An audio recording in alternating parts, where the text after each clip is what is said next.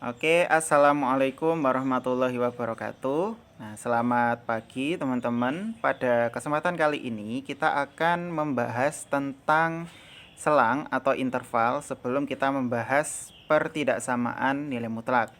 Nah, materi ini diperlukan karena pada pertidaksamaan nilai mutlak nanti kita akan menggunakan selang atau interval untuk menggambarkan daerah penyelesaian dari suatu pertidaksamaan nilai mutlak. Oke, kita bahas dulu ya. Nah, yang kita bahas pertama itu adalah mengenai definisi selang atau interval ya. Jadi sebenarnya selang atau interval itu sama saja.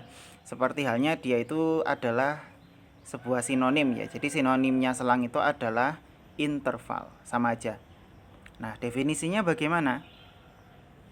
Jadi definisinya adalah selang atau interval adalah himpunan bagian bilangan real. Nah, bilangan real itu bisa dinamakan juga sebagai bilangan nyata. Dinotasikan dengan R, tapi di situ double R ya. Jadi menotasikannya tidak menggunakan R biasa, menggunakan double R di situ. Nah, sebuah selang atau interval dapat dilukiskan pada garis bilangan real itu berbentuk ruas garis, atau ruas garis itu bisa dinamakan sebagai segmen garis yang ditandai lebih tebal pada selang atau interval yang bersesuaian. Nah, itu adalah definisi dari selang. Nah, kemudian jika diberikan misalkan kita di sini mengambil suatu titik, titiknya adalah A dan B yang dia itu juga anggota dari bilangan real, maka dapat dikatakan bahwa A kurang dari B jika dan hanya jika. Nah, untuk di dalam matematika, pernyataan jika dan hanya jika itu bisa diganti dengan notasi lain. Nah, biasanya kita menuliskannya dengan bentuk seperti ini. Jadi dinotasikan dengan seperti ini ya, tanda panah bolak-balik itu bacanya adalah jika dan hanya jika. Tapi ini kamu dapatkan nanti ketika mempelajari logika dasar matematika. Biasanya ada simbol seperti ini. Nah, kita ulangi lagi. Jika dan hanya jika A terletak di sebelah kiri B pada garis bilangan. Karena biasanya untuk bilangan yang nilainya itu lebih kecil, nah lebih kecil dari bilangan yang lain itu posisinya berada di kiri. Jadi nanti semakin ke kanan bilangannya nanti semakin besar. Itu disimbolkan dengan A kurang dari B. Nah, ini adalah simbol bilangannya. Kemudian begitu pula sebaliknya. Jadi kalau misalkan A-nya itu lebih dari B, maka penotasiannya adalah A lebih besar dari B. Nah, itu maksudnya seperti itu. Oke, kita lanjutkan di pembahasan berikutnya. Ketika tiga buah bilangan terurut, misalkan di situ bilangannya adalah kita ambil A, X, dan B, yang ini juga anggota dari bilangan real, itu memenuhi A kurang dari X dan X kurang dari B, maka kita dapat katakan X terletak di antara A dan B. Nah, itu sudah dijamin itu. Asalkan posisinya adalah A kurang dari X dan X-nya itu adalah kurang dari B. Jadi pasti X-nya itu terletak di tengah-tengah. Maksudnya seperti itu.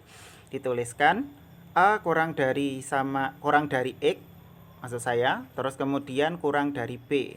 Jadi tidak ada tanda sama dengannya ya di sini. Atau bisa dikatakan X terletak di antara A dan B.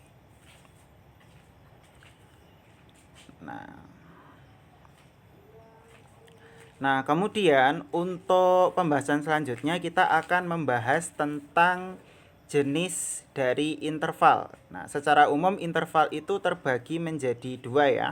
Ada yang namanya interval terbuka, terus ada yang namanya interval tertutup. Nah, kita bahas satu-satu dulu. Jadi yang pertama adalah interval terbuka.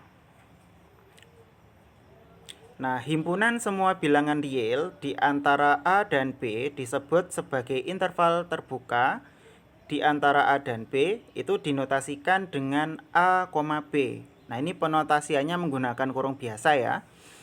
Interval A, B tidak memuat A dan B di titik ujungnya. Jadi paling gampangnya seperti ini. Misalkan kita di sini punya suatu interval nih.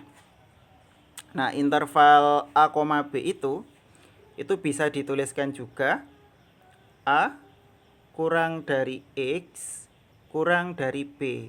Nah, karena di sini tanda pertidaksamaannya adalah kurang dari, tidak ada tanda sama dengannya, maka A dan B itu tidak termuat pada interval tersebut dari titik ujung yang ada di sini. Nah, itu maksudnya seperti itu. Nah, kemudian kita akan membahas tentang interval tertutup. Nah, kalau interval tertutup ini berarti kalau yang tadi A dan B tidak termuat di dalamnya, nah inti dari interval tertutup itu berarti adalah, nah jika suatu interval memuat titik ujungnya, maka dapat dikatakan sebagai interval tertutup. Itu dinotasikan dengan A, B yang di sana itu ada kurung sikunya. Jadi dua-duanya mengandung kurung siku. Maka dikatakan dia itu mengandung interval yang tertutup. Jadi misalkan penotasian seperti ini bisa juga dinotasikan dengan A.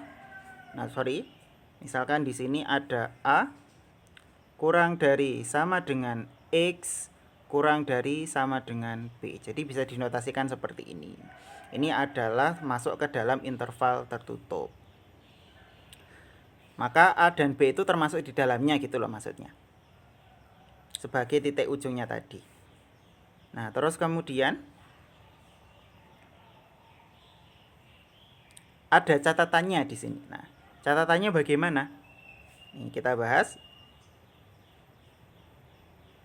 Nah, ada juga bentuk interval A, B. Jadi di sini dia itu memiliki kurung biasa dengan kurung siku. Ini campuran ya.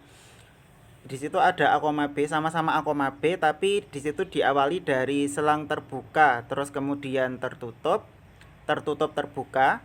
Nah, itu bukan merupakan interval terbuka ataupun tertutup. Jadi kalau misalkan hanya separuh seperti ini berarti tidak termasuk ke dalam kedua-duanya.